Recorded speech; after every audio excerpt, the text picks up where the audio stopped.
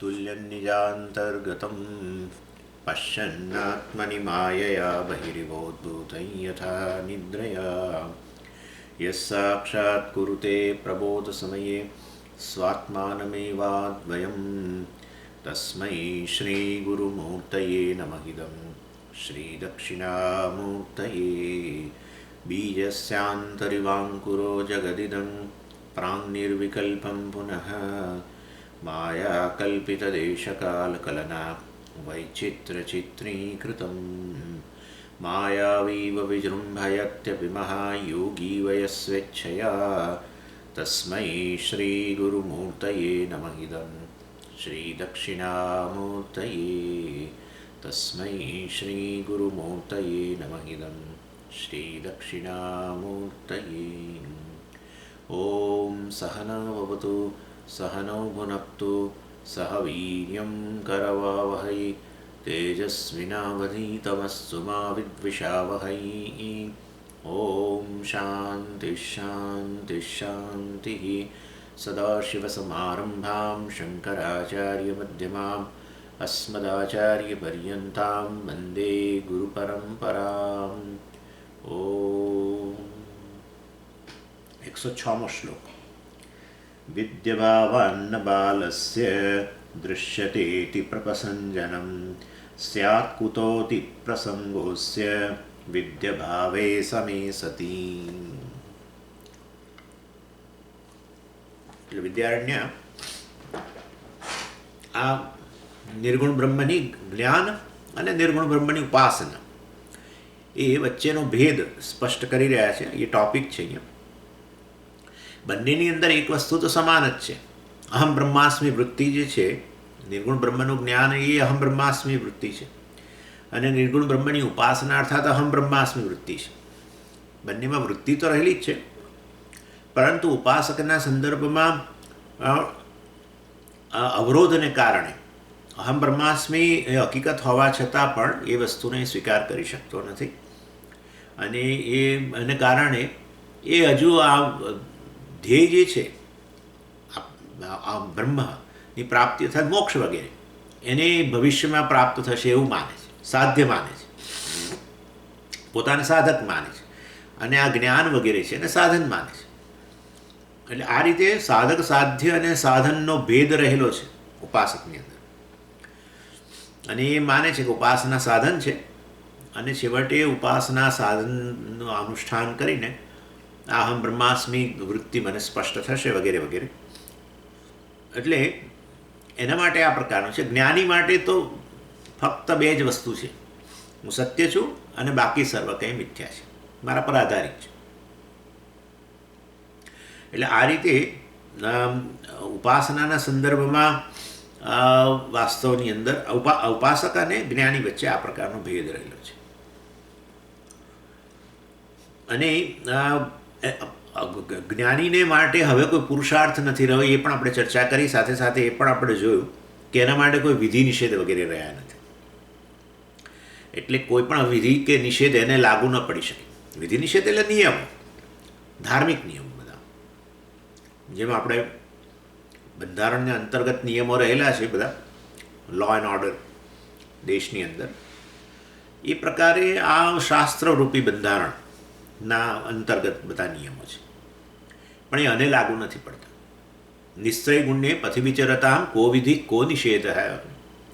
એટલે વાસ્તવમાં નિશ્ચય ગુણને આ ત્રિગુણથી પર થઈ ગયેલા જ્ઞાની માટે, અર્થાત હું બ્રહ્મ છું એ વસ્તુ જે ત્રણેય ગુણોથી પર છે, હું નિર્ગુણ બ્રહ્મ છું, એવું પ્રકારનું જ્ઞાન ધરાવનાર માટે હવે કોઈ વિધિ નિષેધ રહેતા નથી.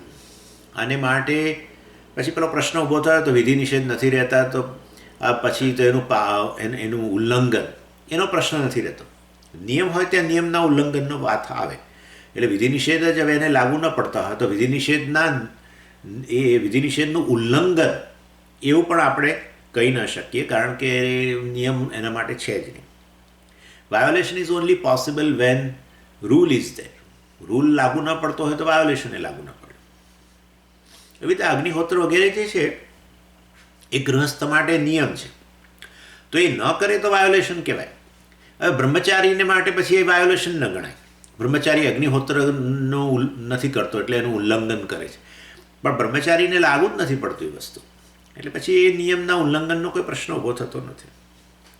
એટલે આ રીતે બ્રહ્મચારી માટે સંધ્યાવંદન દાખલા તરીકે એ નિયમ છે, રોજે રોજ અહરહ સંધ્યામ ઉપાસીત, આવો નિયમ છે. અહહ એટલે રોજે રોજ, સંધ્યામ ઉપાસીત, રોજે રોજ સંધ્યાવંદન કરવું જોઈએ. હવે એ ન કરે તો એ નિયમનું ઉલ્લંઘન કહેવાય, કારણ કે એને કરવાનું છે, નિયમ એને લાગુ પડે છે. એટલે બ્રહ્મચારીના સંદર્ભમાં એક નિયમ છે, ગૃહસ્થના સંદર્ભમાં બીજો નિયમ છે, અને એ નિયમનું પાલન ન કરે તો આપણે એનું ઉલ્લંઘન કર્યું એવું કહીએ. તે ઉલ્લંઘન કરે તો શું થાય એ આપણે જોઈ જ ગયા છે, પ્રત્યવાય દોષ લાગુ પડે. અને એ વાત આપણે પહેલાં ચર્ચા કરેલી છે, એટલે એની અહીંયા જરૂર નથી. અને આ જ્ઞાની જે છે એટલે માટે વિધિ નિષેધ, આ પ્રશ્ન ઉઠાવવામાં આવેલો કે જ્ઞાની આવી રીતે વિધિ નિષેધનું પાલન, વિધિ નિષેધ લાગુ નથી પડતા તો સ્વચ્છંદી બની જશે વગેરે વગેરે વગેરે, અને ઇમોરલ લાઈફ જીવશે વગેરે. એવું કશું છે નહીં, કારણ કે જ્ઞાનીનું જે જ્ઞાન છે ને એ જ મોટામાં મોટો વિધિ નિષેધ છે. એ જ્ઞાન જ એવી વસ્તુ છે કે જેને કારણે નિયમના ઉલ્લંઘનનો કોઈ પ્રશ્ન જ ઊભો થતો નથી. જ્ઞાનમ itself is a big regulation. એટલે શાસ્ત્રના વિધિ નિષેધ વગેરે જે છે એને લાગુ નથી પડતા. અને પછી ઉદાહરણ આપવામાં આવ્યું 106મા શ્લોકની અંદર જ, બાલસ્ય અતિપ્રસંજનમ ન દૃશ્યતે. બાલસ્ય અતિપ્રસંજનમ એટલે there is no question of violation of rule. બાળકને માટે કોઈ નિયમો જે આપણે બધા પુખ્ત ઉંમરના લોકોને નિયમો લાગુ પડે છે આપણા દેશમાં, એ બાળક માટે નથી લાગુ પડતા. અને કારણ કે એ બાળક છે એટલે એને કારણે રૂલ એમને એપ્લિકેબલ નથી થતા, અને માટે રૂલના ઉલ્લંઘનનો પ્રશ્ન ઊભો નથી થતો. આ પેલા કેમ કે એક ટ્રક ડ્રાઈવર જે છે વાસ્તવમાં એ જે એક પેલો વન વે, આ વન વે જે છે એમાં આ ટ્રક ડ્રાઈવર જઈ રહ્યો છે એ વન વે પર, અને પાછું ઊંધી દિશામાં, એટલે બધા વન વેમાં એક તરફથી આવતા હોય તો ઊંધી દિશામાં જઈ રહ્યો છે, તો એને પોલીસ નથી પકડતી.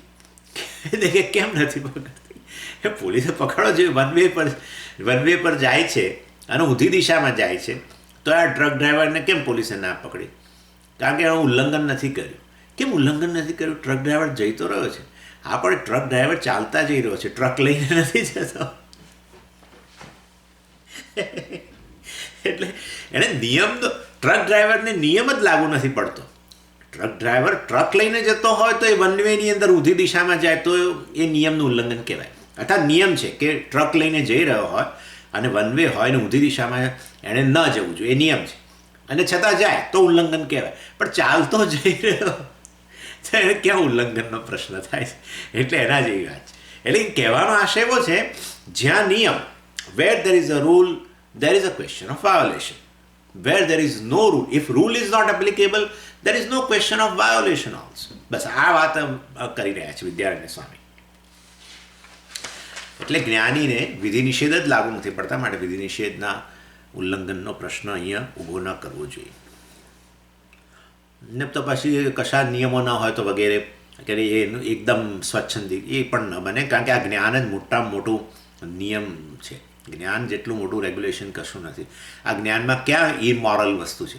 બ્રહ્મજ્ઞાનની અંદર ઇમોરલ વસ્તુ કઈ છે? કશું નથી. આપોઆપ જ રેગ્યુલેશન ના હોય. અને આપણે ઘણી બધી રીતે જોઈ ગયા તો એનીવે, એટલે વિધિ અભાવાત બાલસ્ય અતિપ્રસંજનમ ન દૃશ્યતે. એટલે આ દ્રષ્ટાંત અપાયો વિધિ અભાવાત. જેમ બાળકને માટે બાળકનું દ્રષ્ટાંત આપ્યું કે બાળકને જેવી રીતે વિધિ નિષેધ લાગુ નથી પડતા, એવી રીતે વાસ્તવમાં જ્ઞાનીને પણ લાગુ નથી પડતા.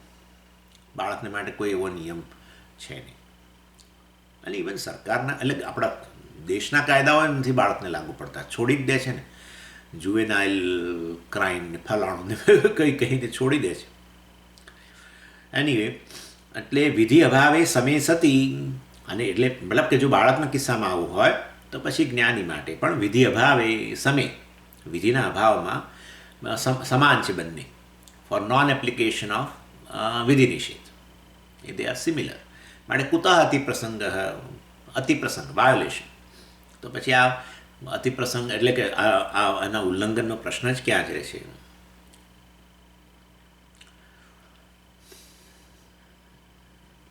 ચાલો.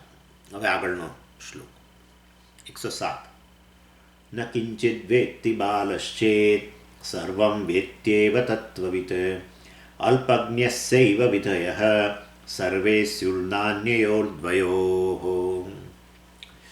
એટલે જેવું દ્રષ્ટાંત આપીએ ને એટલે આ ગડબડ ઊભી થાય. તમે દ્રષ્ટાંત આપો ને કશું સમજાવવા માટે, એટલે કેટલાક લોકોને જ્યાં આ વેદાંતનું દર્શન કટતું હોય ને, મતલબ એમને અનુકૂળ ના આવતું હોય, એ પછી પાણીમાંથી પોરા કાઢે. તમે ફલાણાનું દ્રષ્ટાંત આપે પણ એમાં તો આવું છે એમ. એટલે એક્ઝામ્પલ અને ઓરિજિનલ વસ્તુ કેન નેવર બી આઈડેન્ટિકલ, હોય જ નહીં. તો શા માટે દ્રષ્ટાંત આપી? દ્રષ્ટાંત જ દાષ્ટાંત બની જાય. Illustration and illustrated will have always difference. દ્રષ્ટાંતના કેટલાક અંશમાં જ સામ્ય હોય, બધા અંશમાં સામ્ય કદી ના હોય. રજ્જુ સર્પનું દ્રષ્ટાંત તમે જો થોડું વધારે વિચારો ને તો તમને પછી બધી બહુ અંદરથી પાણીમાંથી પોરા નીકળે. એટલે શુક્તિ રજતનું ઉદાહરણ આપો, ગમે તે ઉદાહરણ આપો તમે. એટલે ઉદાહરણ જ્યારે આપીએ ત્યારે ઉદાહરણમાં અને આપણે જેની વાત કરી રહ્યા છીએ વેદાંતના સિદ્ધાંતને, એમાં કંઈક અંશમાં સામ્ય હોય, બધા અંશમાં સામ્ય ના હોય કદી. એટલે વાસ્તવની અંદર એ પાર્શિયલ સિમિલારિટી જે હોય છે એ જ કન્ડિશન છે ઉદાહરણ આપવા પાછળની. અને એ અંશમાં જ શ્રોતાએ ધ્યાન કેન્દ્રિત કરવું જોઈએ. વિશિષ્ટાદ્વૈતીઓ અને અદ્વૈતીઓ હંમેશા વેદાંતિના દ્રષ્ટાંતોમાંથી આવી રીતે બધા ફોલ્ટ ફાઇન્ડિંગ બધા શોધે અને પછી કંઈક જુઓ એમના વેદાંતમાં તો આ બધું વસ્તુઓ છે, જુઓ એમના વેદાંતમાં તો આવું બધું વસ્તુઓ છે. એટલે શતદૂષણી નામનો એક ગ્રંથ છે, શતદૂષણી. તમે સમજી ગયા છો, દૂષણ એટલે દોષ, શત 100, વેદાંત દર્શનના 100 દોષો એમ કરીને એક જણે પુસ્તક બહાર પાડ્યું. અને આપણા એક આચાર્ય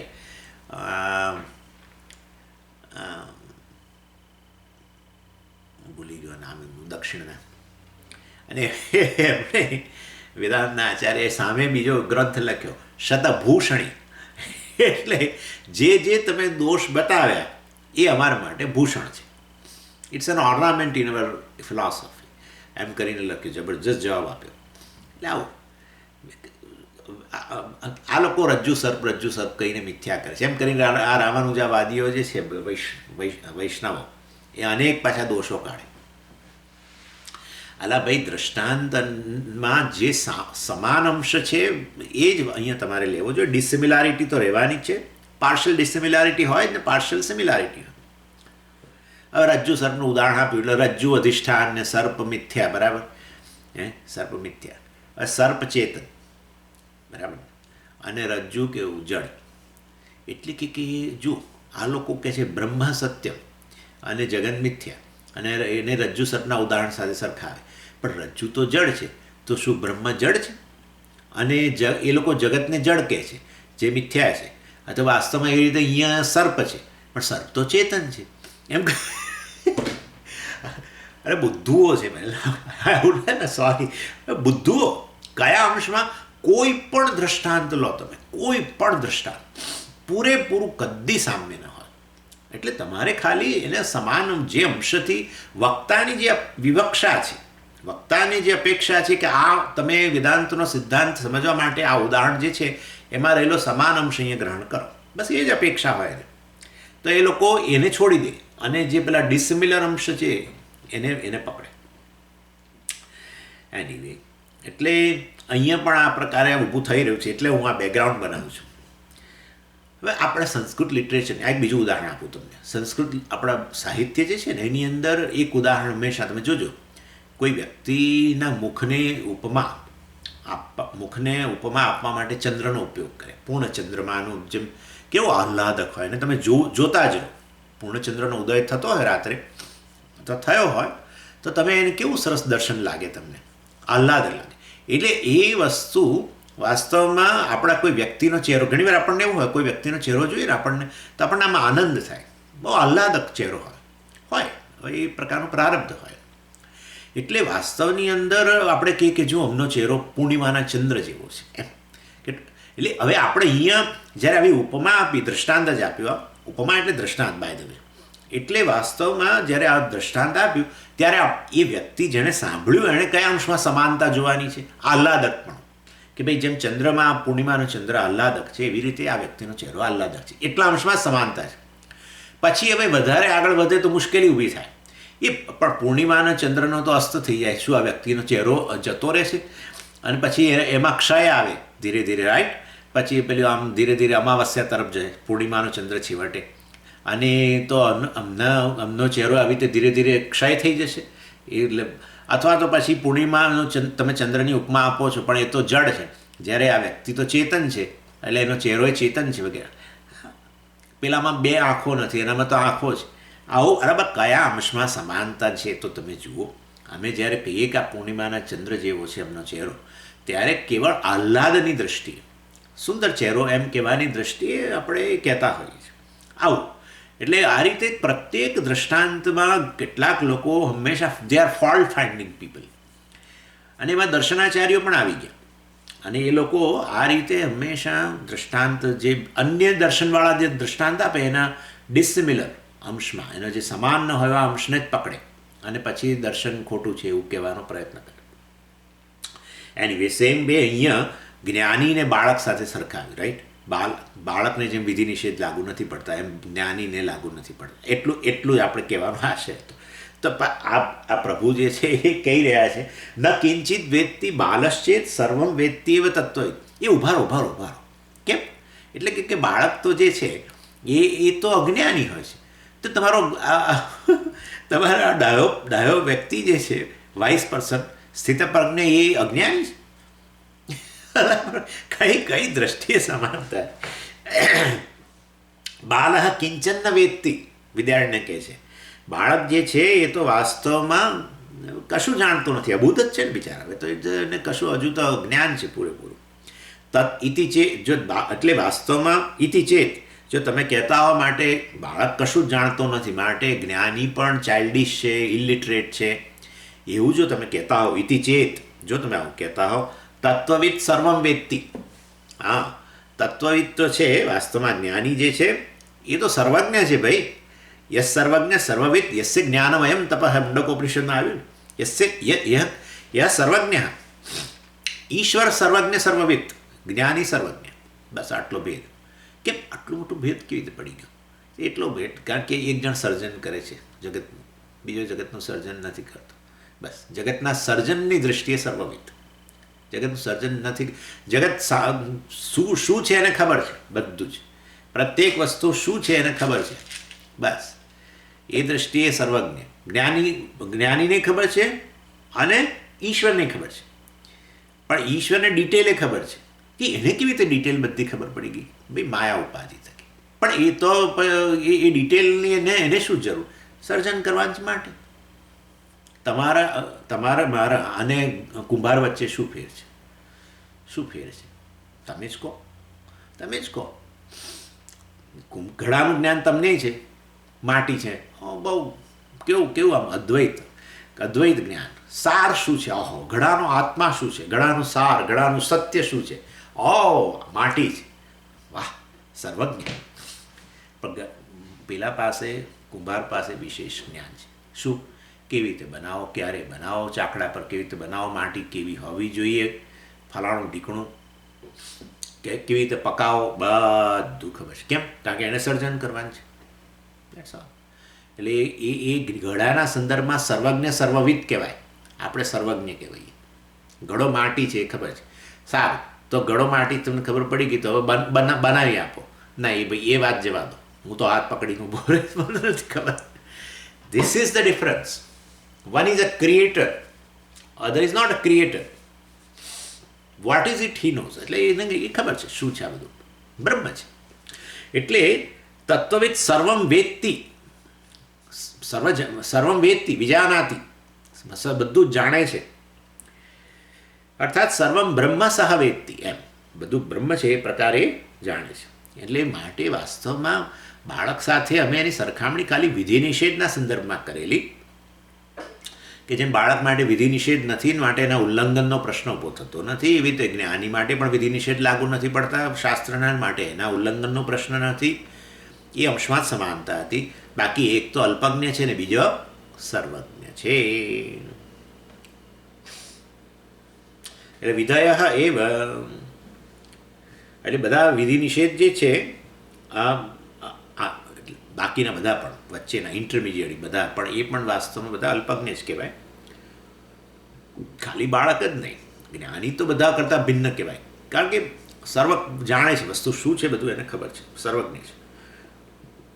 વિધય એવ અન્યયો દ્વયો ન સ્યુઃ એટલે જ્ઞાની અને બાળક બંને વાસ્તવમાં આ વિધય એવ એટલે આ વિધિના સંદર્ભની અંદર એ લોકો સમાન છે. અન્યયો દ્વયો આ બંને માટે વિધિ અને નિષેધ લાગુ નથી પડતા. એ વાસ્તવમાં કહેવાનો અહીંયા આશય છે. અને બાકી બધા જે છે વચ્ચેની કેટેગરીમાં કહેવાય, સેમી. બાકી બધા લોકો જે છે એ લોકોને વિધિ નિષેધ લાગુ પડે છે. જ્ઞાની અને બાળક બંને જે છે, બાળક એક ગ્રુપ, જ્ઞાની બીજું ગ્રુપ, બંનેને વિધિ નિષેધ લાગુ નથી પડતા. એ બંનેની વચ્ચે રહેલા બધા આપણા જેવા લોકો બધાને વિધિ નિષેધ લાગુ પડે છે, જે અજ્ઞાની છે. અને બાળક એ અજ્ઞાની છે પરંતુ એને વિધિ નિષેધ લાગુ નથી પડતા. ચાલો 108. શાપાનુગ્રહ સામર્થ્યમ યસ્યાસૌ તત્વવિદ્યતિ તન્ન શાપાદિ સામર્થ્યમ ફલમ સ્યાત તપસો યતઃ. પૂર્વપક્ષી વધારે હજુ આર્ગ્યુમેન્ટ કરે છે. એ કહે છે કે આ તમે જે રીતે બધું જ્ઞાનીનું વર્ણન કરો છો એમાં કંઈ અમને તો કશું તમારા જ્ઞાની માટે કોઈ અહોભાવ જેવું થતું નથી. એમાં કઈ જ્ઞાનીની મહાનતા? તમે તો બધી બહુ મોટી મોટી જ્ઞાનીઓ માટે વાત કરીને આખો સેક્શન ભગવાને રચી દીધો. શેના માટે રચ્યો એ જ અમને તો ખબર નથી પડતી. મહાનતા કશું દેખાય છે ને?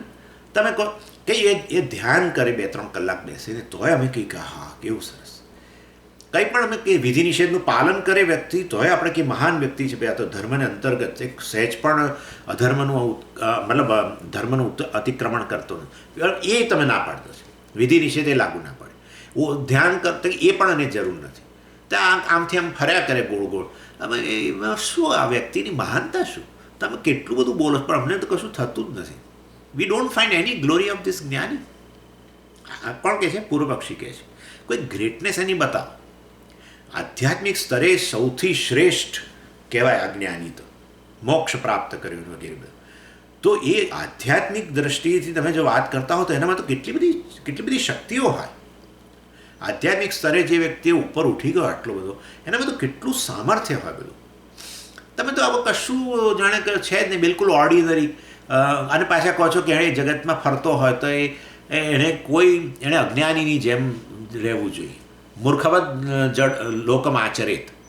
હા, જડવલ લોકમ આચરેત.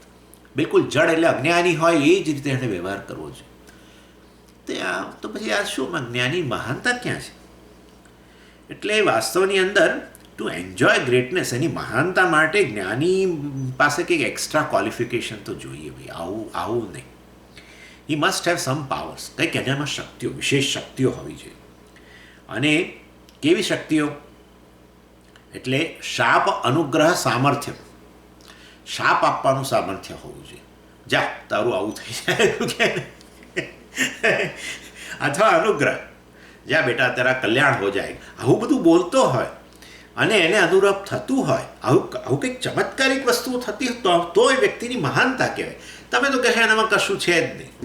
અને પાછા એને આધ્યાત્મિક દૃષ્ટિએ સૌથી ઉત્તમ શિખર પર બેઠેલો કહો છો. મોક્ષ પ્રાપ્ત કરેલું બ્રહ્મજ્ઞાની નામ તેમ. જ્ઞાનમ should be associated with some glories. અમે તો આવું જ જોયું છે બધે જ. તમે અહીંયા પંચદશીમાં એટલે આ બધું તમે બધું અમારું એ બધું કાઢી નાખ્યું. એટલે કોઈ પણ વ્યક્તિ જ્યારે આવે, કોઈ હવે આધ્યાત્મિક ઉન્નતિવાળી વ્યક્તિ હોય, એની પાસે બધા બિચારા સંસારી લોકો આવે અને એમને કેટલી મુશ્કેલીઓ હોય. અને ત્યારે આ કે ના, મારી પાસે તો ભાઈ આવું કોઈ સામર્થ્ય નથી, હું તમારા માટે ઈશ્વરને પ્રાર્થના કરું, આવું તદ્દન પેલું સંસારી વ્યક્તિ જેવું બોલે. આમાં તમારે જ્ઞાનીની કોઈ મહાનતા અમને તો દેખાતી નથી. અસૌ અસ્ય તત્વવિદ એટલે સચ એ પર્સન, આવો તત્વવિદ for whom there is extraordinary power. શાપ અનુગ્રહ વગેરે જે છે એ વસ્તુમાં એનામાં આવું શાપ અનુગ્રહ વગેરેનું સામર્થ્ય હોવું જોઈએ. ઇનફેક્ટ આ પૂર્વ પક્ષી નહીં ભાઈ, આ તો બધા આપણા લોકો ઇનફેક્ટ હવે ચાલો જવા દો. એટલે સાધકોમાં આવું હોય છે કે આપણા આ બધા સંન્યાસીઓ હોય, જે બધા લોકો આવી રીતે નિષ્ઠ બન્યા હોય, એમનામાં કંઈક તો હોય સ્વામીજી, કંઈક તો હોય જ, કંઈક તો વિશેષ હોય જ. એમણે સ્વામીજી એ અમારા ઘરે કોઈ એક સાધક બીજા સાધક એ સ્વામીજી અમારા ઘરે આવ્યા ને, અને પછી ખબર નહીં જે હોય તે, પણ ત્યાર પછી અમારે બધી મુશ્કેલીઓ કોણ જાણે એ એક જ વર્ષની અંદર બધી જતી રહી. એટલે આપણા સાધકોએ કંઈક ને કંઈક કોઈ પ્રકારે આ સામર્થ્ય, અનુગ્રહ સામર્થ્ય, શાપ સામર્થ્ય વગેરે અને એની સાથે એસોસિએટ કર્યા જ કરતા હોય છે. અને એટલા માટે ઇનફેક્ટ ઘણા બધા લોકો સંન્યાસીઓ પાસે જતા હોય છે પ્રોબ્લેમ્સ લઈને. એ ટુ સોલ્વ ધ પ્રોબ્લેમ એ તો બરાબર, એ તો પેલું કે ભાઈ આમ કરવું જોઈએ તેમ કરવું, એ તો બધું બરાબર.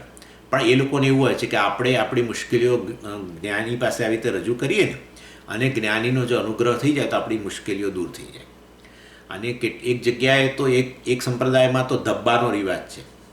ધબ્બો, ધમાક દઈને જે લોકો પગે લાગે એમાંના જેના પીઠમાં ધબ્બો પડ્યો એનું કલ્યાણ થઈ ગયું, એના ત્યાં ધનની છોડો ઉડે, અને એવું લાડું ઠીકણું. તમે સાંભળ્યું હશે, મારે નામ નથી લેવું, બહુ જ જાણીતો સંપ્રદાય છે. એટલે બધા જ લોકો કોઈ પણ રીતે ધે મેક એ હિરોઇઝમ છે. હોય બિચારા સામાન્ય, એટલે એમની તપશ્ચર્યા વગેરે બધું હોય, પણ એક સામાન્ય હોય એને આ લોકો હીરો બનાવી દે. એની આસપાસ બધી સ્ટોરીઝ એટલી બધી ગૂંથે, ઇન્ક્લુડિંગ રામકૃષ્ણ. હશે જરૂર સામર્થ્ય હશે એમનામાં, આપણે એની પણ રામકૃષ્ણ મહાન હતા કારણ કે આવું એમણે ચમત્કારો કર્યા, એમ કરીને જ કહે છે મહાન હતા કારણ કે એમને બ્રહ્મજ્ઞાન હતું એવું નહીં. એ તો એ વાત આવે તો આવે, નહીં તો ના આવે. પરંતુ અરે શંકરાચાર્ય, શૃંગેરીના આચાર્ય, એક આના પહેલાં બે પેઢી પહેલાં, મતલબ બે પેઢી અત્યારના આચાર્ય એના પહેલાં અને એના પહેલાં, જેમણે વિવેક ચૂડામણી ઉપર ટીકા લખી, ચંદ્રશેખર ભારતી કેવું કીધા. એટલે બેંગ્લોરની અંદર એક બહુ મોટા વિદ્વાન છે, અને એ શૃંગેરીના આચાર્યની પરંપરા વિશે પ્રવચનો આપે છે.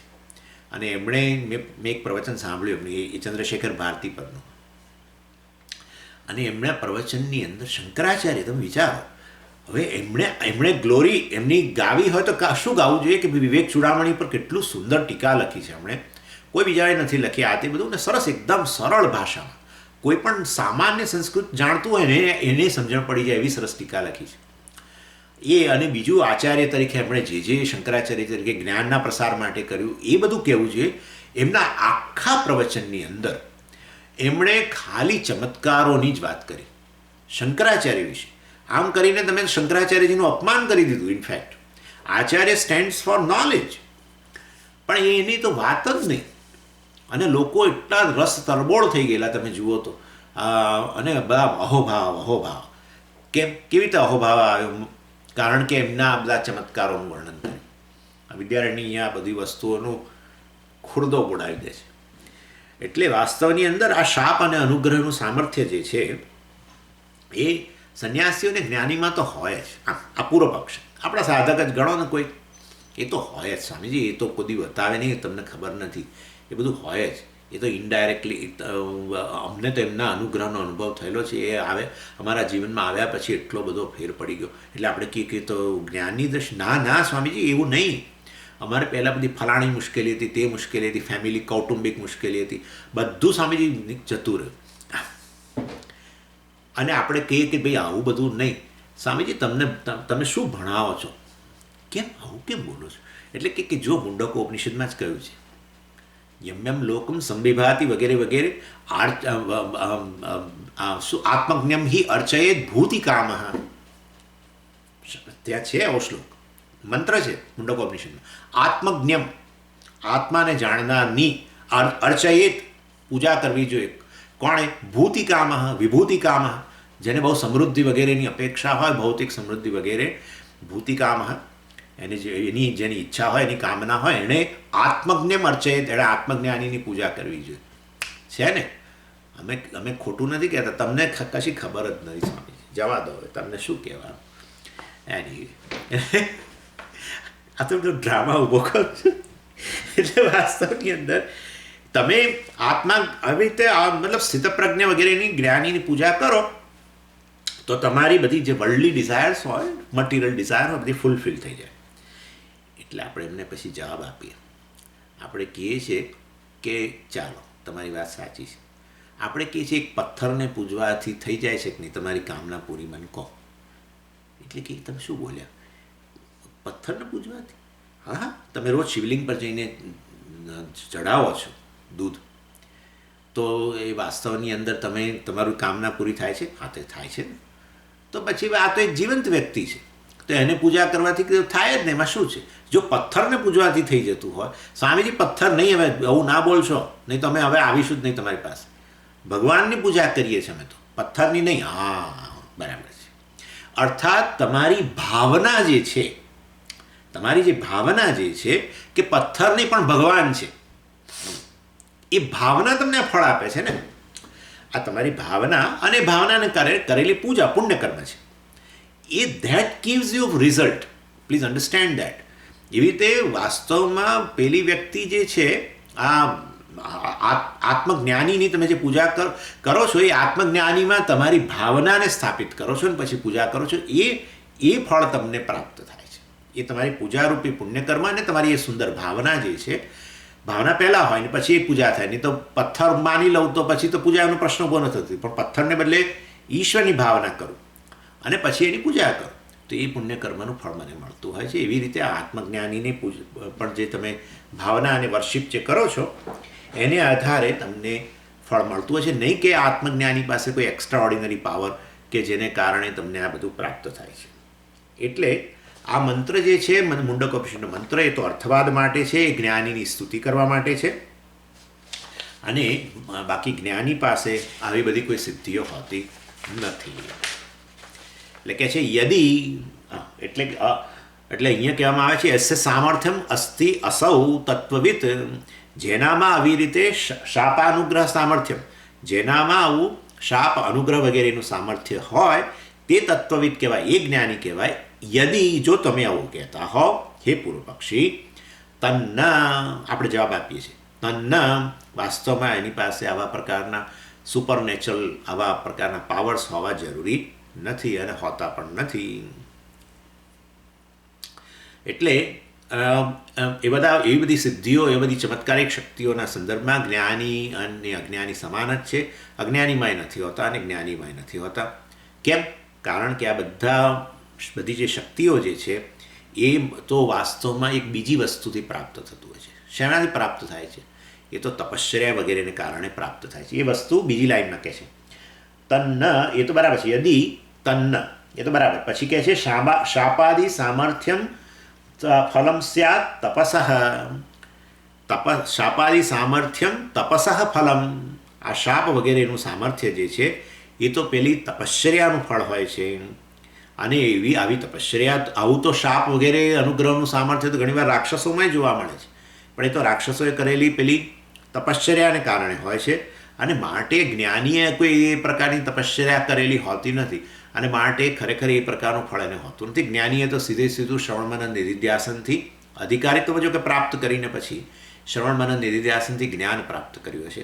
એ આવી બધી એણે એવી સ્પેશિયલ પ્રકારની તપશ્ચર્યા કરેલી નથી હોતી, જેને કારણે વાસ્તવમાં આવું સામર્થ્ય ન હોય. જેણે તપશ્ચર્યા કરી હોય એવી વિશેષ પ્રકારની, એને આવું બધું સામર્થ્ય પ્રાપ્ત થતું હોય છે. અને જ્ઞાની એવું કર્યું નથી, માટે એવું સામર્થ્ય એનામાં હોતું નથી. યતઃ, એટલે આવું હોવાને કારણે તસ્માત તન્ન ભવતી, અર્થાત એ એવું પ્રકારનું સામર્થ્ય એનામાં હોતું નથી. આવું આપણે કહ્યું એટલે એ તૈયાર જ ઊભો છે નવો પ્રશ્ન લઈને. 109 વ્યાસાદેરપી સામર્થ્યમ દૃશ્યતે તપસો બલાત શાપાદિકારણાદન્યતે તપો જ્ઞાનસ્ય કારણમ. એટલે હવે બીજો એક પક્ષ ઉઠાવવામાં આવે છે પૂર્વપક્ષી દ્વારા કે જો જ્ઞાનીને વાસ્તવની અંદર એવી રીતે એક્સ્ટ્રા ઓર્ડિનરી પાવર એની પાસે ન હોય, એના જ્ઞાન, તમે કહો છો કે એને તો જ્ઞાન પ્રાપ્ત કર્યું છે, એને કારણે મોક્ષ પ્રાપ્ત કર્યો છે, પણ એનામાં આવી પ્રકારના કેવળ જ્ઞાનથી આ પ્રકારની આવું પ્રકારનું સામર્થ્ય વગેરે એનામાં ન આવે તો પુરાણોમાં તો ઘણા જ્ઞાનીઓનું વર્ણન કર્યું છે કે જે લોકોમાં આવું સામર્થ્ય હોય છે શાપ અને અનુગ્રહ કરવાનું. અને મેં ઉદાહરણ આપી રહ્યા છે વ્યાસાચાર્યજી, પૂર્વપક્ષી કહે છે વ્યાસાચાર્યજી તમે જુઓ ને, જેમણે બ્રહ્મસૂત્રોની રચના કરીને, બધા પુરાણોની રચના કરીને, બ્રહ્મજ્ઞાની જ જેમણે બ્રહ્મસૂત્રની રચના કરી, એટલું એ જ બહુ મોટી વસ્તુ છે. અને માટે વ્યાસાચાર્યજી પોતે જ આ વાસ્તવની અંદર આ જ્ઞાન ધરાવતા હતા, જ્ઞાનનિષ્ઠ હતા, પણ એમનામાં તો બધું સામર્થ્ય હતું. તમે કહો છો જ્ઞાનીઓમાં હોતું નથી. તો અને એનું વર્ણન છે બધું પુરાણોમાં. અરે શંકરાચાર્યજીમાં હતું. શંકરાચાર્યજી પેલું કનકધારા સ્તોત્ર રચીને બધું પેલી સોનામોરોની વર્ષા કરાવીને પેલા ગરીબ બ્રાહ્મણનું દારિદ્ર્યને કારણે જતું રહ્યું, ગરીબી જતી રહી. તો તમે કેવી રીતે આવી કહો છો જ્ઞાન અને આ બધા આ પ્રકારના આ બધી શક્તિઓ છે એને કોઈ કનેક્શન નથી, એવું તમે કેવી રીતે કહી શકો? વ્યાસાચાર્ય આપણે કહીએ છીએ ભાઈ વ્યાસાચાર્યજીએ જે પાવર હતા, આ બધી શક્તિઓ જે હતી, શાપ અનુગ્રહ વગેરેનું સામર્થ્ય કે કંઈ આવી વિશેષ પ્રકારની શક્તિઓ જે હતી, એ તો જ્ઞાનને કારણે નથી. એમણે અનેક, તમે વાંચો તો ખબર પડશે કે એમણે અનેક પ્રકારની વિશેષ તપશ્ચર્યાઓ કરેલી બદ્રીવનમાં રહીને, અને એને કારણે તેમનું બાદરાયણ નામ પડેલું. બદ્રીવનની અંદર રહીને તપશ્ચર્યામાં ત્યાં રહેવું જ મોટી છે. બદ્રીનાથની અંદર તમે જાઓ તો ખબર પડે કે કેવી ઠંડી હોય છે. આવી ઠંડીની અંદર રાત દિવસ વર્ષો સુધી રહેવું એક મહાન એ જ મોટી શારીરિક તપશ્ચર્યા છે. અને ખાલી રહીને કંઈ ફર્યા નહોતા કરતા, એમણે વિશેષ પ્રકારનું ઈશ્વર ઉપાસનાઓ વગેરે કરેલી ને, અને માટે આવી વિશેષ તપશ્ચર્યાઓને કારણે એમને આ પ્રકારનું સામર્થ્ય પ્રાપ્ત થયું હતું, નહીં કે જ્ઞાનને કારણે. વ્યાસાદેહે સામર્થ્યમ દૃશ્યતે તપસઃ બલાત. વ્યાસાચાર્યજી વગેરેનું સામર્થ્યમ દૃશ્યતે જોવા મળે છે. શેના કારણે? તપસઃ બલાત, તપશ્ચર્યાને કારણે એ આવા પ્રકારનું એમને સામર્થ્ય હતું. એટલે આવું કહ્યું એટલે પૂર્વપક્ષી નવો પ્રશ્ન લઈ આવ્યો. એ કહે છે કે વાસ્તવમાં જ્ઞાની, બધા જ જ્ઞાનીને આવી શક્તિઓ હશે. જ્યાં તમે છે ને, આ વસ્તુ હું માનતો નથી. કેમ આવું કહો છો? હજુ મેં તો આટલું તમને સમજાવ્યું તો ખરું. એટલે કહે છે જે જ્ઞાનીઓ જે છે વાસ્તવમાં એ બધા જ જ્ઞાનીઓએ આવી તપશ્ચર્યા કરેલી જ હોવી જોઈએ, અને તો જ એમને જ્ઞાન પ્રાપ્ત થાય. એટલે જ્ઞાની બનવા માટે તમારે આ બધી તપશ્ચર્યામાંથી પસાર થવું જ પડે, તો જ જ્ઞાન પ્રાપ્ત થાય. તો તમે આવું હે પૂર્વપક્ષી ક્યાંથી લઈ આવ્યા? અમે કહ્યું તપશ્ચર્યાથી આવી રીતે સામર્થ્ય આવે. જ્ઞાનીએ આવી તપશ્ચર્યા વિશેષ પ્રકારની કરી નથી, માટે સામર્થ્ય ન હોય. તો તમે કહો છો હવે જ્ઞાન પ્રાપ્ત ત્યારે જ થાય જ્યારે એવી બધી તપશ્ચર્યા કરેલી હોય. એવું તમે ક્યાંથી લઈ આવ્યા? એટલે આપણે આવું પૂછ્યું એટલે એ કહે છે, જુઓ તૈત્તિર ઉપનિષદમાં જ કહ્યું છે. શું કહ્યું છે? સ તપો તપ્યત સ તપસ્તપ્ત્વા તપસા બ્રહ્મ વિજિજ્ઞાસસ્વ. તપશ્ચર્યા દ્વારા એણે બ્રહ્મની જિજ્ઞાસા કરી, બ્રહ્મ પર વિચાર કર્યો. અર્થાત આ બ્રહ્મ આત્મા છે પ્રકારે વિચાર દ્વારા, એનાલિસિસ દ્વારા, મહાવાક્યના વિચાર દ્વારા એણે છેવટે જ્ઞાન પ્રાપ્ત કર્યું. તપસા બ્રહ્મ વિજિજ્ઞાસસ્વ. તપને કારણે પ્રાપ્ત થાય છે. સ તપો તપ્યત, આ એમણે તપશ્ચર્યા કરી. એટલે તપશ્ચર્યા તો બધા જ જ્ઞાનીઓ કરતા જ હોય છે, ને તો જ એમને આ પ્રકારની વાસ્તવમાં એમને જ્ઞાન પ્રાપ્ત થતું હોય છે. માટે તપશ્ચર્યા કરી જ હોય તો પછી એમનામાં વિશેષ શક્તિઓ પણ હોય છે. માટે બધા જ જ્ઞાનીઓમાં આવી શક્તિ હોવી તો જોઈએ જ. જ્ઞાનીનામાં આવી બધી સિદ્ધિઓ હોવી જરૂરી છે ને, મતલબ હોય જ, મતલબ એ તપશ્ચર્યામાંથી પસાર થયા એટલે આપણે કહ્યું ભાઈ જુઓ, બે પ્રકારની તપશ્ચર્યાઓ છે. અમે તપશ્ચર્યા શબ્દ વાપર્યો એટલે તમે એમાંથી પકડી લીધું આ, પરંતુ વાસ્તવમાં તપશ્ચર્યા બે પ્રકારની છે. એક તપશ્ચર્યા જે છે જે વાસ્તવમાં આત્મજ્ઞાન માટે મદદરૂપ, પ્રાપ્તિ માટે મદદરૂપ છે. અને એ તપશ્ચર્યા પેલું આવું બધું સામર્થ્ય પ્રાપ્ત કરવા માટેની જે તપશ્ચર્યા છે એના કરતાં જુદી તપશ્ચર્યા છે. અને એ આ વસ્તુનો ઉત્તર શંકરાચાર્યજીએ પોતે, તમે આ બધું કોટ કરો છો ને અમને ભૃગુવલ્લીમાંથી, તૈત્તિરીય ઉપનિષદમાંથી, ત્યાં જ શંકરાચાર્યજીએ ત્યાંના ભાષ્યની અંદર જ કહ્યું છે. શું કહ્યું છે? કે તપસા બ્રહ્મ વિજિજ્ઞાસસ્વ તપો બ્રહ્મેતિ વગેરે જે છે બધું સેક્શન છે, ત્યાં એ તપશ્ચર્યા વેદાંતિક કોન્ટેક્સ્ટની અંદર સમજવાની છે. અને એ આવી વિશેષ પ્રકારની સિવિયર, જેને કહી શકાય કઠોર તપશ્ચર્યા, જે પેલા રાક્ષસો પણ કરતા હોય એવી બધી પ્રકારની આ તપશ્ચર્યા નથી, જેની અંદર કાયાના સ્તરે પણ અનેક ક્લેશ રહેલા હોય. અને તીવ્ર ઠંડીનો સામનો કરવો અને આ કરવું ને એક જ આસન પર બેસી રહેવું, એક પગ પર ઊભા રહેવું વગેરે વગેરે, વૃક્ષાસનમાં જ ઊભા રહેવું જેમ કે પેલા ધ્રુવજીએ કરેલી. એટલે આવું બધું વાસ્તવની અંદર એવી પ્રકારની તપશ્ચર્યાનો આપણે અહીંયા ભૃગુવલ્લીમાં ઉલ્લેખ નથી. અને ત્યાં ભાષ્યકાર વાસ્તવમાં સ્મૃતિનો શ્લોક ઉદ્ધૃત કરે છે આ તપઃ શબ્દ સમજાવવા માટે. શું કહે છે? મનસશ્ચ ઇન્દ્રિયાણામ ચ ઐકાગ્ર્યમ પરમમ તપઃ. મનસશ્ચ અને ઇન્દ્રિયાણામ ઐકાગ્ર્યમ, મનસશ્ચ ઐકાગ્ર્યમ એટલે મનની એકાગ્રતા, એટલે મેન્ટલ ફોકસ, અને ઇન્દ્રિયાણામ એકાગ્રમ સેન્સરી ફોકસ એટલે ઇન્દ્રિયોની અંદર ઇન્દ્રિયોની અંદર દમ વગેરે હોવું, અર્થાત ઇન્દ્રિયોને વિષયોમાં મોકલીને જેનો ઉપભોગ કરાવીને જે જીવન જરૂરી છે એના માટે, અને ત્યાર પછી પાછી ઇન્દ્રિયોને પોતપોતાના ગોલકમાં સ્થાપિત કરી દેવી એ તપશ્ચર્યા છે. અને મનસશ્ય ઐકાગ્રમ અને મનનું ફોકસ વગેરે જે છે એ પણ તપશ્ચર્યા છે, મનની એકાગ્રતા વગેરે પણ તપશ્ચર્યા છે. અને એ વાસ્તવમાં એની આવશ્યકતા ખરી. શ્રવણ મનન નિધિધ્યાસન કરી રહ્યા હોઈએ જ્ઞાન પ્રાપ્તિ માટે તો આ બંને વસ્તુની આવશ્યકતા છે, સેન્સરી ડિસિપ્લિન અને મેન્ટલ ડિસિપ્લિન, અર્થાત એની આવશ્યકતા છે. એ તો વસ્તુ સાધન ચતુષ્ટય સંપત્તિમાં પણ કહેવામાં આવી છે. અને એ તપશ્ચર્યાનો ઉલ્લેખ આ બધો તપસા બ્રહ્મ વિજિજ્ઞાસસ્વ સ તપો તપ્યત વગેરેમાં એની અંદર તપો બ્રહ્મેતી વગેરે એ પ્રકારે ત્યાં એનો ઉલ્લેખ થયેલો છે. નહીં કે પેલી કઠોર તપશ્ચર્યાઓ જે કરતા હોય છે કેટલાક સિદ્ધિ માટે, એ પ્રકારની તપશ્ચર્યાની વાત નથી. કેમ પડશે એવી આ તપશ્ચર્યાની કેમ જરૂર પડે? આ બધી તમે કહો છો એની ચંચળતાનો, ઇન્દ્રિયોમાં ચંચળતાનો અભાવ, મનમાં ચંચળતાનો અભાવ, મનમાં ફોકસની કેપેસિટી, મનની એકાગ્રતા વગેરે એની શા માટે આવશ્યકતા છે? ભાઈ શ્રવણ મનન નિધિધ્યાસન કરતા હો તો એની તો આવશ્યક, શ્રવણ કરો ત્યારે જ તમારા મનમાં એકાગ્રતા ન હોય, ઇન્દ્રિયો ચંચળ હોય, તો તમે શ્રવણ કરી રહ્યા હો ત્યારે જ મન ત્યારે પછી આ બધી વસ્તુઓ જ્ઞાન રિસીવ નહીં થઈ શકે, તો પછી અને રિટેન નહીં થઈ શકે. કદાચ રિસીવ કરી પણ લીધું પણ તમે એને જાળવી નહીં શકો. અને માટે આ પ્રકારની તપશ્ચર્યાની જરૂર આવશ્યકતા છે. બાકી એનાથી આગળ વિશેષ પ્રકારે ખુલ્લા પગે બદ્રી કેદાર જવું અને ત્યાં ઠંડા પાણીમાં સ્નાન કરવું ને અને પછી એવા જ ભીના કપડે મંદિરમાં દર્શન કરવા જવું, આવી તપશ્ચર્યાઓની અહીંયા આવશ્યકતા નથી. ઇનફેક્ટ ભગવાન તો વળી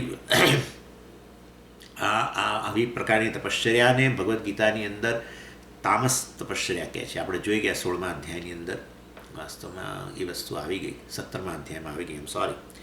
કર્ષયંત શરીરસ્થમ એ વગેરે ત્યાં કહેવામાં આવ્યું. કર્ષયંત શરીરને અત્યંત કૃશ બનાવી દેવું, શરીરને અત્યંત પીડા આપવી, આ પ્રકારની તપશ્ચર્યાની આવશ્યકતા આપણે નથી. એટલે જ્ઞાનસ્ય કારણમ તપઃ શાપાદિ કારણમ તપસઃ અન્યત કહે છે વિદ્યારણ્ય સ્વામી કહે છે. એટલે જ્ઞાની વેદાંતિક તપશ્ચર્યા, વેદાંતિક તપશ્ચર્યા એટલે આ પ્રકારની ઇન્દ્રિયોને નિયંત્રણમાં લાવે, ઇન્દ્રિયોને એના વિષયોમાં જરૂર મોકલે પરંતુ વળી પાછી વાળી લે અને મનને એકાગ્ર કરવાનો પ્રયત્ન કરે. એ પ્રકારની તપશ્ચર્યા જરૂર હોય છે, જે જ્ઞાન માટે જરૂરી છે. અને પરંતુ આવી તપશ્ચર્યાથી કોઈ સિદ્ધિઓ પ્રાપ્ત ન થાય, અને માટે આવું સામર્થ્ય, શાપ વગેરેનું સામર્થ્ય પ્રાપ્ત ન થાય. અને એટલે જ્ઞાનસ્ય કારણમ તપઃ, જ્ઞાન માટે જે નિમિત્ત રૂપ છે, જવાબદાર છે એ પ્રકારની તપશ્ચર્યા. શાપાદિ કારણાત તપસઃ અન્યત, શાપ વગેરેના અને અનુગ્રહના સામર્થ્ય પ્રાપ્ત કરવા માટે જે તપશ્ચર્યા હોય એના માટે કારણભૂત જે તપશ્ચર્યા હોય એના કરતાં ભિન્ન છે. અને માટે વાસ્તવની અંદર જ્ઞાનીમાં આ પ્રકારની સિદ્ધિઓ હોવી, શાપ અને અનુગ્રહનું સામર્થ્ય હોવું વગેરે બધી કોઈ આવશ્યકતા નથી. માટે જ્ઞાનીની મહાનતા જ્ઞાનને કારણે જ છે, એને અન્ય કોઈ વસ્તુની આવશ્યકતા નથી. અને જ્ઞાનીને પોતાને આ બધી વસ્તુની કોઈ આવશ્યકતા નથી. કોઈ એવી પ્રકારની સિદ્ધિઓ વગેરે એને કંઈ પોતાની જાતને ઊણો માનતો નથી. એ તો પોતાનું સ્વરૂપ જ છે કે હું પૂર્ણ છું, એને ખબર છે. અને માટે આવી સિદ્ધિઓ હોય કે ન હોય એને કોઈ અપૂર્ણતા લાગતી નથી. He is happy without even siddhis. એટલે આખું હ્યુમેનિટી જે છે, આખી મનુષ્ય જાતને આપણે 4 વિભાગમાં વહેંચી શકીએ, કે જેમાં કેટલાક પહેલી કેટેગરી કે જેમાં કેટલાકને જ્ઞાન અને સિદ્ધિ બંને છે, શાપ વગેરેનું સામર્થ્ય પણ છે અને જ્ઞાન પણ છે, વ્યાસાચાર્યજી જેવા. અને બીજું કેટેગરી છે જેમાં વ્યક્તિને જ્ઞાન છે, બ્રહ્મજ્ઞાન છે કે હું બ્રહ્મ છું વગેરે, પરંતુ સિદ્ધિઓ નથી. ત્રીજી કેટેગરી છે જે લોકોને કેવળ સિદ્ધિ જ છે, આવું જ્ઞાન નથી, જેમ કે રાક્ષસો વગેરે. એટલે આવે છે ને અસુરો પાસે કેવી કેવી સિદ્ધિઓ હોય છે, અને એ લોકોએ આવી કઠોર તપશ્ચર્યાથી પ્રાપ્ત કરેલી હોય છે. અને ચોથું છે જેમનામાં જ્ઞાન અને સિદ્ધિ કશુંય નથી. અને આ રીતે વાસ્તવમાં 4 કેટેગરી હોય છે મનુષ્યોમાં. અને એની અંદર પહેલું ગ્રુપ કે જેમાં જ્ઞાન પણ છે અને સિદ્ધિઓ પણ છે, એ બધા મુક્ત, એ જ્ઞાનીઓ મુક્ત બનેલા છે. બીજો કેટેગરી જોઈએ કે જેમાં કેવળ જ્ઞાન છે પરંતુ વાસ્તવમાં આ પ્રકારે સિદ્ધિઓ વગેરે નથી, એ પણ મુક્ત બની ગયેલા છે. ત્રીજું ગ્રુપ આપણે જે જોયું કે જેમાં કેવળ સિદ્ધિઓ જ રહેલી છે, અસુરો વગેરે, પણ એમાં જ્ઞાન નથી, તો પછી એ સંસારના અંતર્ગત જ છે ને આપણે જોઈએ જ છીએ. તો અને એ પછી અનેક જન્મો લેતા હોય, આ તે બધું વસ્તુ પણ એનું નિરૂપણ છે, અર્થાત એ લોકો મુક્ત થયેલા નથી. અને ચોથી કેટેગરી જ્ઞાનેય નથી ને સિદ્ધિ નથી, બિલકુલ ઓર્ડિનરી લોકો, એટલે એ પણ મુક્ત થતા નથી, એ પણ સંસારના અંતર્ગત છે. એટલે વાસ્તવમાં 4 કેટેગરી રહેલી છે. મુખ્યત્વે વસ્તુ જે છે એ જ્ઞાન છે, અને તપશ્ચર્યાને માટે જરૂર છે જ્ઞાન પ્રાપ્તિ માટેની. એ તપશ્ચર્યા વાસ્તવમાં આવી રીતે પોતાની ઇન્દ્રિયો અને મનને નિયંત્રણમાં રાખવું, જેને ભગવાન આત્મવાન કહે છે. આત્મવાન એટલે જેને પોતાના ઇન્દ્રિયો અને અંતઃકરણ પર કંઈક અંશે પ્રભુત્વ છે. એટલી તપશ્ચર્યા જરૂર છે. એ કરવા માટે બહુ તપશ્ચર્યા, કેટલું ક્લેશ થાય, પોતાના મનને વશમાં લાવવું, અમુક પ્રકારના વિચારોમાંથી મુક્ત રાખવું. વિચારો તો આવે જ, પણ પાછું એને નિવૃત્ત કરે, વળી પાછા આવે અમુક વિચારો, વળી પાછા નિવૃત્ત કરે. આમાં ક્લેશ તો રહેલો જ છે, તપશ્ચર્યા છે જ. અને ઇન્દ્રિયોને ધસી જવું હોય પોતાના મનગમતા વિષયોમાં રાગદ્વેષને કારણે, તેને નિયંત્રણમાં લાવવા દમ વગેરે દ્વારા, તો એમાંય ક્લેશ રહેલો છે. ઇન્દ્રિયોની સ્વાભાવિક પ્રવૃત્તિ જ વિષયોમાં દોડી જવાની છે, તો એને નિયંત્રણમાં લાવવી. તો આ બધામાં તપશ્ચર્યા તો છે જ. આપણને અમુક વસ્તુ ભાવતી જ હોય ને આપણે નક્કી કરીએ કે આ વસ્તુ નથી જ ખાવી, કારણ કે હું એને પરાધીન બની જાઉં છું, એના પ્રત્યે રાગ રહેલો છે, મારે એમાંથી મુક્ત થવું છે. આ તો એક ઉદાહરણ આપું છું. તો કેટલો સંતાપ થાય છે. એટલે ઇન્દ્રિય જાણે કે તડફડે છે એના વગર, એ વિષય વગર, પણ છતાં આપણે પોતાને નિયંત્રણમાં રાખીએ છીએ. તો આ બધા તપશ્ચર્યા છે, ક્લેશ ઊભો થાય જ છે. એટલે આ પ્રકારે જરૂર છે આપણી જાત ઉપર પ્રભુત્વ કંઈક અંશે હોવું, ઇન્દ્રિયો મન વગેરે પર, જે જ્ઞાન માટે બહુ જરૂરી છે, જ્ઞાન પ્રાપ્તિ માટે અત્યંત આવશ્યકતા છે. માટે એ પ્રકારની તપશ્ચર્યાની આવશ્યકતા છે, પણ એ તપશ્ચર્યાઓથી તમને કોઈ બીજી સિદ્ધિઓ ન મળે. માટે જ્ઞાનીમાં કોઈ સિદ્ધિઓ આવી હોતી નથી. અને જેના જ્ઞાનીઓમાં હોય છે એ લોકોએ આવી પ્રકારની બીજી કઠોર તપશ્ચર્યાઓ કરેલી હોય છે, જેની આપણે વાત કરી. અને આવી સિદ્ધિઓની આવશ્યકતા જ નથી જ્ઞાનીને. શા માટે હોવું જોઈએ? શા માટે? Four vote? એની કોઈ આવશ્યકતા જ નથી. 110 દ્વયમ યસ્ય અસ્તિ તસ્યૈવ સામર્થ્ય જ્ઞાનયોર્જનિઃ એકૈકં તુ તતઃ કુર્વન એકૈકં લભતે ફલમ. એટલે આ બધા જે ટોપિક આપણે ચર્ચી રહ્યા છીએ, વાસ્તવમાં એ આપણું મેઇન ડિસ્કશન જે છે નિર્ગુણ બ્રહ્મની ઉપાસના અને ઉપાસક અને જ્ઞાની વચ્ચે જે ભેદ છે આપણે જોઈ રહ્યા હતા. એમાં વળી આ ટોપિક વચ્ચે આવી ગયો છે. અને પરંતુ છતાં એ બહુ સુંદર છે. આ વસ્તુઓની ચર્ચાની જાણે આવશ્યકતા છે. આશાના જેવું છે કે આપણે કોઈ તીર્થયાત્રાએ ગયા હોઈએ અને ત્યારે દાખલા તરીકે બદ્રીનાથ જતા હોઈએ અને રસ્તામાં બહુ સુંદર આ જગ્યા, રુદ્રપ્રયાગ, આ તે બધું દેવપ્રયાગ, તો કેટલું સુંદર દૃશ્ય હોય, અને નદી હોય અને પહાડો ચારે તરફ ને ખૂબ બધા વૃક્ષો ના તે બધું, અને આપણે એ રોકાઈએ ત્યાં થોડુંક સહેજ અને આનંદ લઈએ, એના જેવી વસ્તુ છે. એટલે આપણે એટલે મુખ્ય ધ્યેય એ લોકોનું બદ્રીનાથ જવાનું છે, પણ આવી રીતે રસ્તામાં વચ્ચે જે આવે એનો પણ આનંદ લેતા જાય. એવી રીતે આપણે પણ આપણું મુખ્ય ધ્યેય આ વસ્તુ ઉપાસક અને નિર્ગુણ બ્રહ્મનો ઉપાસક અને જ્ઞાની વચ્ચેનો જે ભેદ છે એ જાણવાનો છે. પરંતુ વચ્ચે આવો કંઈક બીજો ટૉપિક પણ આવે તો એનો પણ આપણે આનંદ લઈએ છીએ. યસ્ય દ્વયમસ્તિ એટલે કે છે આ બે પ્રકારના જે લોકો જે છે, અને યસ્ય દ્વયમસ્તિ જેની અંદર આ બંને વસ્તુ રહેલી છે, સોરી, યસ્ય એટલે જેના માટે આ બંને દ્વયમ, આ બંને વસ્તુ, કઈ બે વસ્તુ? જ્ઞાન અને તપશ્ચર્યા, એટલે પેલી વિશેષ પ્રકારની તપશ્ચર્યા જે રહેલી છે, તસ્ય એવી વ્યક્તિ માટે સામર્થ્ય જ્ઞાનયોહો જનિહી, એની અંદર બંને વસ્તુ જોવા મળે છે. જ્ઞાન તો હોય જ અને એનામાં પેલું સામર્થ્ય પણ હોય છે, પેલી વિશેષ તપશ્ચર્યા કરેલી છે માટે. જનિહી એટલે ઉત્પત્તિ, એટલે આ બંને વસ્તુની એનામાં ઉત્પત્તિ થાય છે.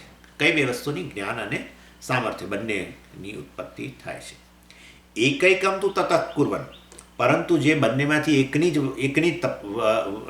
જ પ્રેક્ટિસ, એકને જ અનુષ્ઠાન કરે, જેમ કે કેવળ એક વિશેષ પ્રકારની જ તપશ્ચર્યા જ કર્યા કરે, જેમ આપણે અસુરોની વાત કરી, તો એની અંદર પછી એક જ વસ્તુ હોય અને છે પેલી સિદ્ધિઓ બધી, સામર્થ્ય હોય.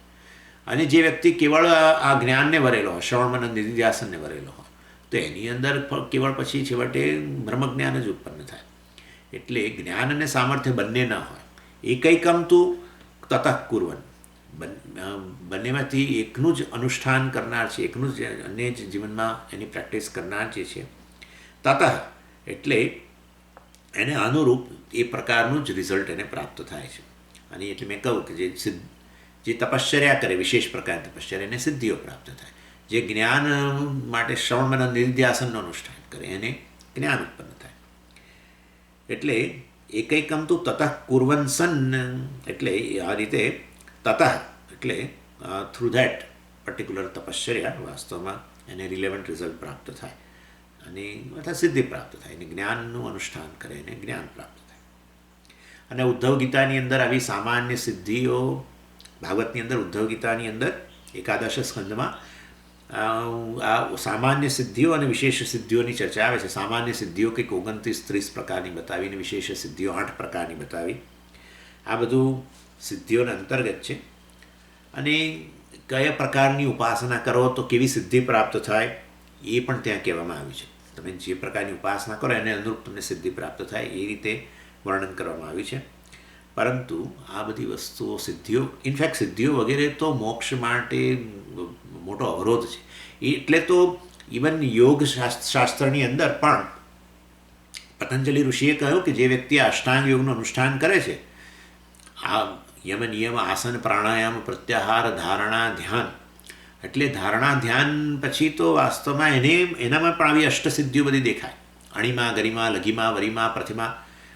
અણિમા એટલે પછી ક્યાંક ક્યાંક એ એટલે બહુ લાંબા અનુષ્ઠાનને અંતે વ્યક્તિ મોટામાંથી નાનો બની જાય, નાનામાંથી મોટો બની જાય, વજનદાર બની જાય. આવું હનુમાનજીમાં આપણે હતું, અષ્ટસિદ્ધિ નવ નિધિ કે દાતા, એટલે તો બોલીએ છીએ. એટલે ઇનફેક્ટ એટલે આવી સિદ્ધિઓ આવે, પરંતુ છતાંય પતંજલિ ઋષિએ ત્યાં કહ્યું કે જેણે નિર્વિકલ્પ સમાધિ પ્રાપ્ત કરવી છે એણે આગળ વધવાનું છે. ધારણા, ધ્યાન અને સમાધિ એટલે એણે આગળ વધવાનું છે. અને એનેમાં એ આવી સિદ્ધિઓ જો પ્રાપ્ત થશે ને એની અંદર એ ગૂંચવાઈ જશે તો છેવટે એ ચ્યુત થઈ જશે. આ નિર્વિકલ્પ સમાધિ પ્રાપ્ત નહીં કરી શકે, જે ધ્યેય છે યોગનું.